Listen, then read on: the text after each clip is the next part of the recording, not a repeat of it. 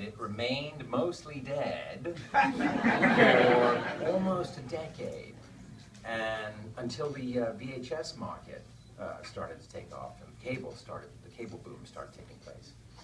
And I'll never forget, I was in a restaurant in New York, in Manhattan, and I was ordering a hamburger, I think it was, and the waitress asked me how I wanted it cooked, and I said medium rare, and she went, "As you wish." And I said, what did you say? And she goes, "You know." And she winked and walked away, and I thought, wow, it's so weird. I mean, what are the chances there? And so then it started to happen, and it became this thing, and it's just, honestly, it's unbelievable. We're all blown away by it. You know? So what does the movie mean to you personally? How has it affected your life? It changed my life in ways that I can't even begin to explain. I mean, obviously, it gave me the career I have today, and the wonderful life I lead as a result of that. And yeah, it's a beautiful thing. I call it the gift that keeps on giving. There aren't that many movies out there, obviously, that whole families can watch together. I'm assuming there are a bunch of families here that have watched the film together, yes? There aren't that many out there left, right? So everyone can appreciate it on a different level for different reasons, and I think that's one of the charming things about the film, you know? I meet people who know every line. I mean lines that I've forgotten, you know, and they correct me, you know, which is great. And I even once met a family, parents who named all their kids after the characters. And I said, "Is there an albino in there too?" No, it's an extraordinary thing. And so, like I said, I feel unbelievably blessed by it. Yeah. You were so young when you made the film. Were you nervous? Yes, very. I was 23 when I made the film, and I was easily the novice in the group because I was surrounded by a tsunami of talent. I mean, if you look around at the cast and picture me in this room with these people, you know, we had Billy Crystal, all right, who was already a huge star from SNL and so, right?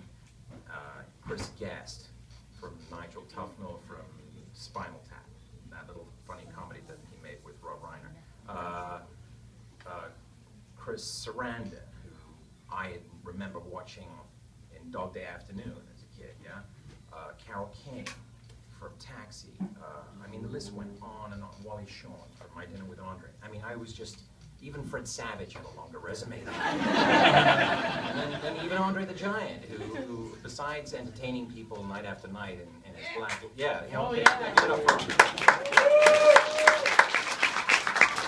Even Andre had worked on more movies than I had, and more TV shows. So I was very nervous. I was very scared that I was going to screw it up. But they all made me feel very, very welcome.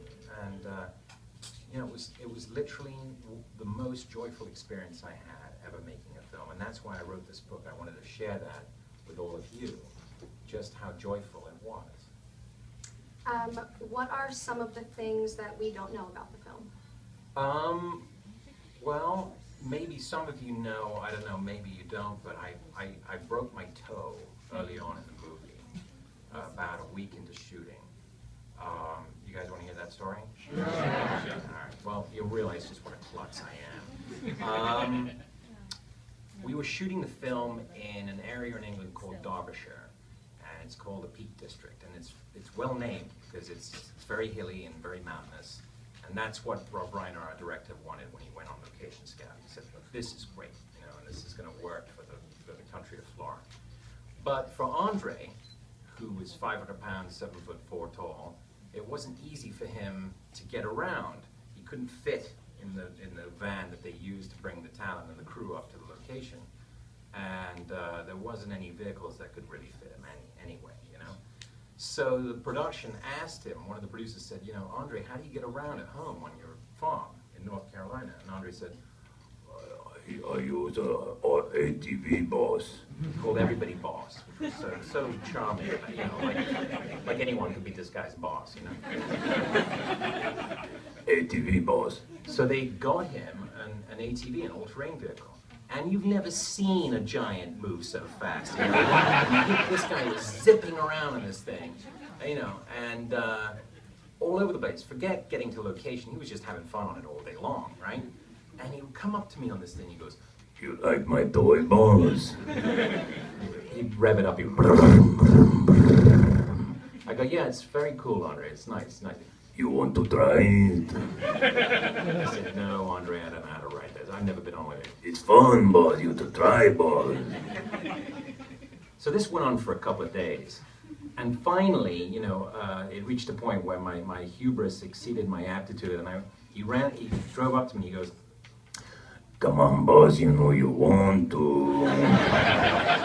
You want to do it. It's fun. It's fun." I went, "Okay, Andre, I'll give it a shot," right? And his bodyguard, that was just hilarious, like he needed a bodyguard. His bodyguard comes up and he goes, I'll never forget, his bodyguard goes, "Oh, it's very easy, governor, don't worry, it's just like a motorbike. You put your left foot there, clutch is right here, and Bob's your uncle." Greatest training of how to work an ATV. I get on this thing, and it's much bigger and louder than it appeared to be underneath the weight of a giant. And kids, one of the reasons I'm telling this story is this thing's not a toy, okay? So don't try this at home without proper supervision, all right?